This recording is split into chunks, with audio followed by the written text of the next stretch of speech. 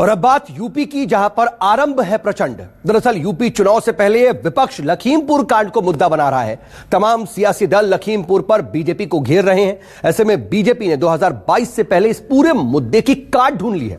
दिल्ली में बीजेपी अध्यक्ष जेपी नड्डा और यूपी के नेताओं के बीच चली 7 घंटे लंबी बैठक में प्रचार की रणनीति पर खासतौर पर मंथन हुआ, जिसमें विपक्ष पर पलटवार का बाकायदा प्लान तैयार हुआ। ऐसे में सवाल यह है कि यूपी चुनाव के लिए क्या है बीजेपी का प्लान, जरा इस रिपोर्ट में समझिए।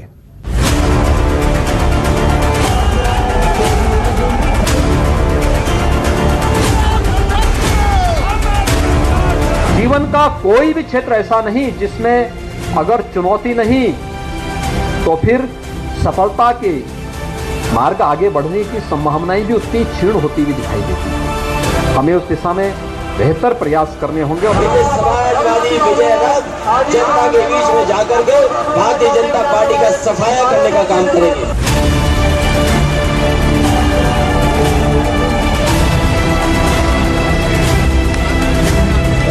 उस परिवार ने भी मुझे कहा कि दीदी हमको न्याय चाहिए, लेकिन न्याय की हम उम्मीद नहीं रख सकते। इस बार चुनाव में सभी विरोधी पार्टियां अपने अपने चुनावी घोषणा पत्रों में कुछ ज्यादा ही प्रलोभन भरे चुनावी वायदे करने वाली हैं।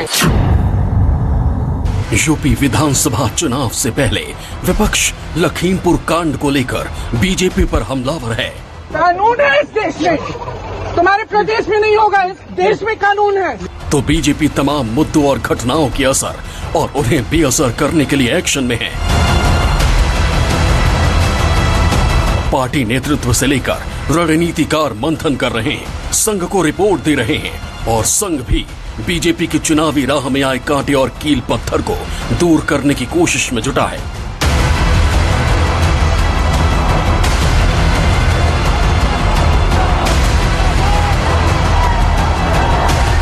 यूपी में अब चुनाव प्रचार जोर पकड़ रहा है। ऐसे में आगामी विधानसभा चुनाव को लेकर बीजेपी का पूरा प्लान भी सामने आ चुका है।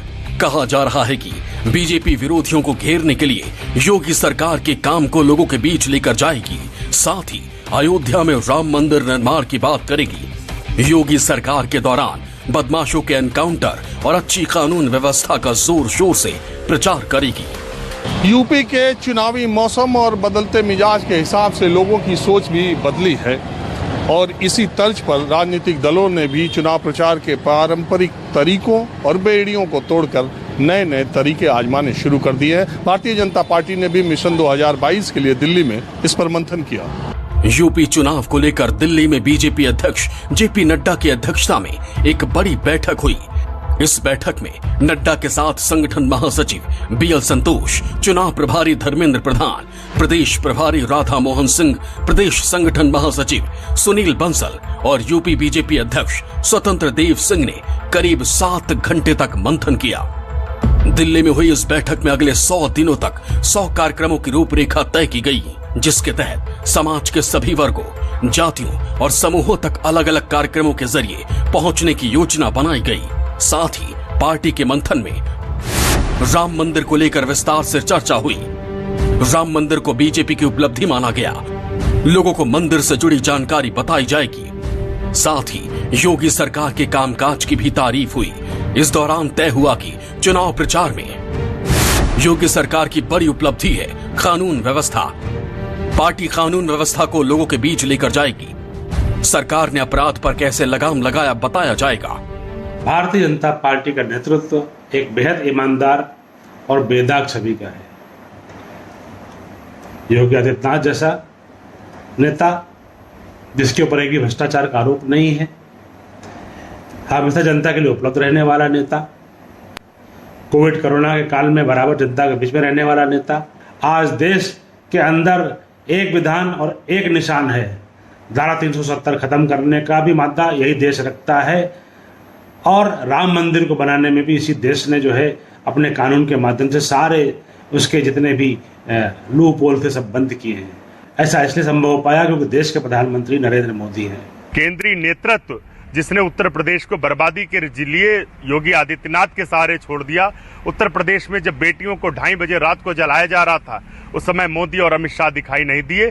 अब चाहे कार्यक्रम चलाएं, चाहे भाषण करवाएं, कुछ भी होने वाला नहीं। उत्तर प्रदेश की जनता बदलाव का मन बना चुकी है। कांग्रेस पार्टी श्रीमती प्रियंका गांधी जी के नेतृत्व में बीजेपी यूपी में 2017 से भी बड़ी जीत की कोशिश में जुटी है, जिसके लिए जल्द ही पार्टी प्रधानमंत्री मोदी और मुख्यमंत्री योगी की लोकप्रियता को चुनाव प्रचार के दौरान भुनाएगी। साथ ही आने वाले दिनों में पीएम मोदी, अमित शाह समेत पार्टी के दिग्गज नेताओं के सूबे में दौरों को लेकर भी रणनीति तय की गई है। उत्तर प्रदेश के चुनाव प्रचार में बीजेपी अपने पुराने मुद्दों से बाहर नहीं निकलना चाहती है। साथ ही वो मुख्यमंत्री योगी आदित्यनाथ और प्रधानमंत्री नरेंद्र मोदी के चेहरे का भरपूर इस्तेमाल करना चाहती है। पार्टी ने सूबे में अपनी जमीनी पकड़ को मजबूत करने के लिए 100 दिन में 100 कार्यक्रमों का प्लान तैयार किया है। पिछले विधानसभा चुनाव में बीजेपी ने सहयोगी दलों के साथ मिलकर 325 सीटों पर जीत हासिल की थी। 2022 के लिए पार्टी का टारगेट 4 करोड़ वोट के साथ 350 सीट हासिल करना। ऐसे में पार्टी ने हर बूथ पर 100 नए सदस्य बनाने का फैसला किया है। अगले 100 दिनों में पन्ना प्रमुख सम्मेलन करने का प्लान, पार्टी के हर बूथ पर प्रोग्राम करने की रणनीति, अलग अलग जातियों और वर्गों को लेकर सम्मेलन, मोदी योगी सरकार की योजनाओं से लाभान्वित होने वाले लोगों का सम्मेलन, पिछली बार जिन सीटों पर हार मिली वहां ज्यादा रैली की रणनीति बुलाने की रूपरेखा तैयार कर दी है। यानी बीजेपी सामाजिक समीकरणों और परंपरागत वोट बैंक को मजबूत करने के साथ साथ नए वर्गों तक भी पहुंच बनाने की तमाम कोशिश में लगी है और पार्टी की राजनीति और सामाजिक ध्रुवीकरण पर भी पूरी नजर है। जब 4.5 साल की सरकार ने, योगी सरकार ने कोई विकास का मॉडल प्रस्तुत नहीं किया, संकल्प पत्र का एक वादा पूरा नहीं है, महंगाई जिस तरीके से बढ़ी, बेरोजगारी जिस तरीके से बढ़ी और इंफ्रास्ट्रक्चर में कोई ऐसा काम इन्होंने नहीं किया ये बता सकें कि जिसका शिलान्यास भी इन्होंने किया हो और उसका उद्घाटन भी इन्होंने कर दिया हो, जो भारत के आयाम पे उत्तर प्रदेश को खड़ा करता हो। तो ऐसी कोई योजना इनकी आज तक कार्यान्वित नहीं हुई। तो जब आपने विकास किया ही नहीं तो आप जन जन तक प्रधानमंत्री पहुंचे या गृह मंत्री पहुंचे या भारतीय जनता पार्टी के सारे मंत्री पहुंचे, उससे क्या फर्क पड़ने वाला है। जनता के पास सिर्फ एक विकल्प है कि वो समाजवादी पार्टी को 2022 में सत्ता की चाबी देने जा रही है, इसमें कहीं दो राय नहीं है। अखिलेश यादव जी के समय पे अपराध चरम पे था। हर महीने 2 से 3 दंगे होते थे। अपराधी का थानों में बोलबाला था। लोगों के खिलाफ तमाम तरह की लूटपाट, जमीनों पे कब्जे, इस तरह का एक आतंक का माहौल था। तमाम जो है हमारे व्यापारिक प्रतिष्ठान प्रदेश से बाहर जा रहे थे। योगी आदित्यनाथ जी के आने के बाद से हमने कानून व्यवस्था पे काबू पाया, तमाम इनामी अपराधियों को मौत के घाट पे उतारा, तमाम इनामी अपराधियों की संपत्तियों को जब्त किया जो उन्होंने गरीबों को लूट के जमा की थी। दंगा करने वालों की कोशिश करने वालों की संपत्तियों को जब्त करके उनकी फोटो चौराहे पर लगाई। कहा तो ये भी जा रहा है कि बीजेपी ने मौजूदा और भावी सहयोगी दलों पर मंथन किया है ताकि गठबंधन के वक्त पार्टी की रणनीति को समय से पहले अमली जामा पहनाया जा सके और आखिरी वक्त में उम्मीदवारी को लेकर ज्यादा विवाद न हो, क्योंकि चुनाव के लिए ज्यादा वक्त नहीं बचा है।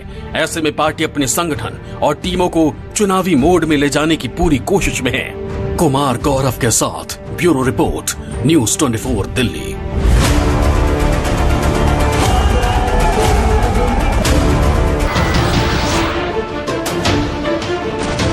नमस्कार, मैं हूं मानक गुप्ता।